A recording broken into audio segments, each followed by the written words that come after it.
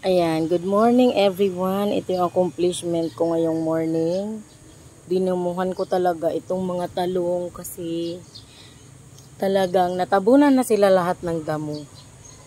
Ayan, marami siyang bunga kaya mag-harvest na naman tayo for today's video kasi hindi pwedeng nag-i-stack yung talong na nandito sa puno kasi nag-i-expired sila. Tumatanda. Yun, pag malalaki na yung mga buto, mapait kapag kinain. Kaya, ayun, mamimitas tayo ulit ng mga fresh talong. Ayan o. See? Kunin natin yung mga malalaki kasi papait na naman to kapag nag-over na sila. Ayan o. Ayan. Dapat ganito pa lang. Yung mga maviolet pa lang ay kunin na natin. Ito balik ko. So kahapon marami din nakuha.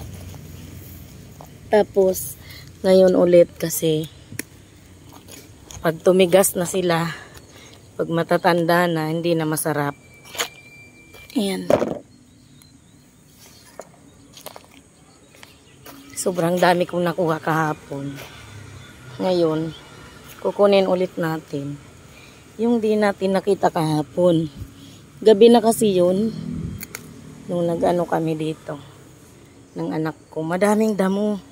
Mamayang hapon ulit kami magdadamo. Ngayon, harvest lang ako sa mga natirang bunga. Ayan o.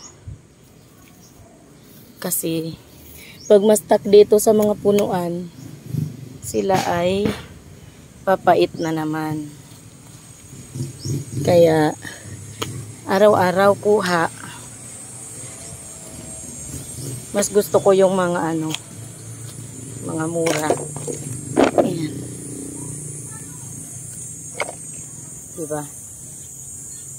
So, magalaw ako. Magalaw yung video ko kasi. Namimitas ako ng talong.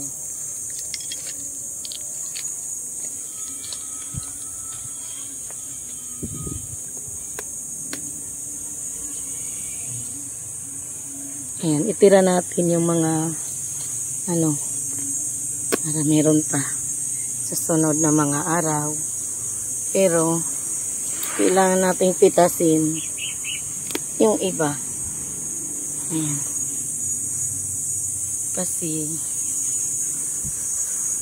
para din na sila pumait.